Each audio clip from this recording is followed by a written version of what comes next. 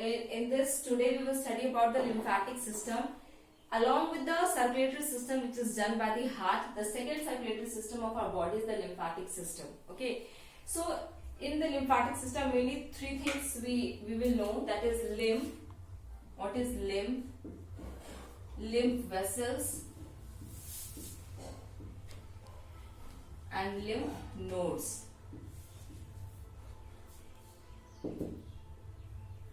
Lymph nodes.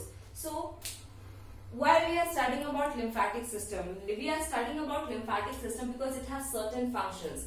Now what are its functions? Functions are that it drains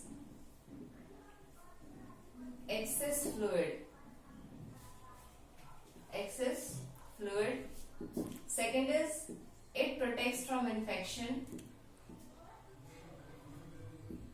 It protects from infection. So these are the two main things which is done and it also helps in the transfer of fat. But mainly we will study about it drains excess fluid and protects from infection. Now in the circulatory system, this is just the rough diagram I have made. In the circulatory system, what you know that from the lungs through the pulmonary vein, the oxygenated blood enters the left side of the heart, and then with the help of the aorta it goes to the body tissues. Now from the body tissues it loses the oxygen and become deficient of oxygen, so that blood is known as the deoxygenated blood. And what it does, that deoxygenated blood goes into the right side of the heart, and then from the right side of the heart is going into the lungs for the oxygenation. So this is the whole process of circulatory system which is conducted by the heart. Now if we talk about the lymphatic system, okay, so in the lymphatic system what it has to do, it has to do the excess, it has to drain the excess of fluid. Now we want to know that how that excess of fluid comes. So first we will know about the lymph vessels and lymph nodes. One by one, when we will study, we will be able to understand that. So what is lymph? So lymph is the yellow colored, okay, light yellow colored fluid. It is the light yellow colored fluid. Light yellow colored fluid. Okay, it does not consist of RBCs or platelets. Now why it does not consist of RBCs or platelets? If you see the capillaries here, okay, these are the capillaries which are connected with the cells. So if you see a cell, this is the structure of the cell, okay, here cells we are having, and if you see the capillary, the capillary is somewhat like this. Okay, these are capillaries. Now in the capillaries there are red blood cells, WBCs, platelets.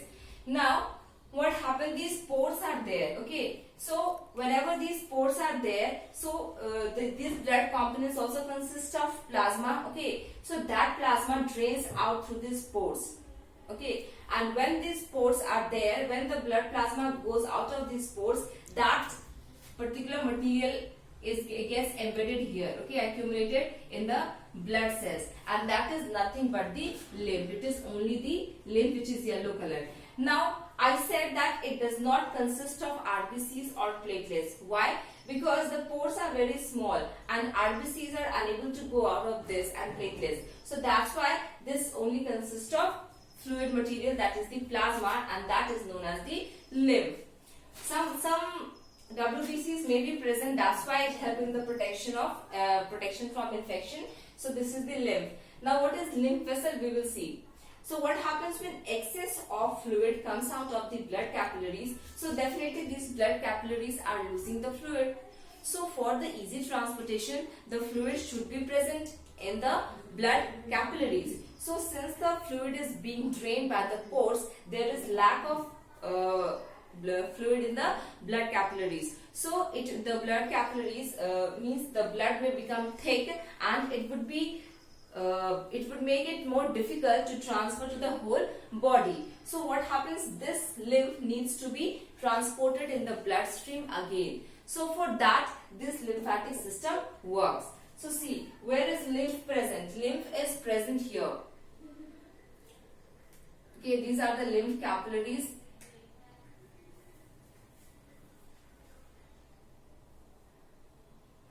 these are the these are lymph capillaries, and this is the lymph vessel.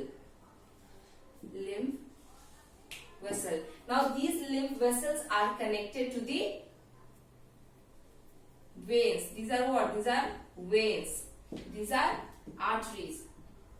So these are connected with the veins, and from the veins the fluid again goes into the bloodstream. So this is how the blood vessels are able to remove the excess fluid in the which is being drained by the arteries or veins. Okay. So what happens? This gets connected with the veins, and when it gets connected with the veins, that lymph gets again back into the bloodstream, and this is how the blood flow is balanced. Now the next is lymph node. Now what happens when there are certain nodes present in the lymph vessels, as you can see here. These are lymph nodes. Okay. So you might be thinking that what is the function of lymph node? So actually lymph node protects from infection. Protects from infection. Now you may be thinking that how the infection may get inside the lymph. So here are cells. It might happen that some cells may get infected by the pathogen bacteria. Okay. So what happens when this lymph is transferred to the veins? That bacteria may also be transferred to the veins. So in order to and that bacteria may cause infection in the blood. So in order to protect that infection, the lymph nodes are present. And what does the lymph node consist of?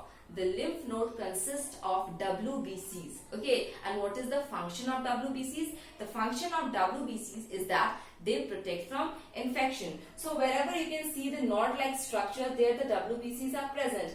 And whenever the bacteria enters these nodes, the WBCs present in the nodes, what they do? They eat up the germs, they eat up the bacteria and kill it. And it is and that's why it helps the infection from or bacteria from entering into the bloodstream. So this is its functions. Lymph vessels, what it does? It drains the excess of fluid. So its function will be it drains the excess of fluid. Okay, so this is the lymphatic system. The lymphatic system is the second circulatory system in our body.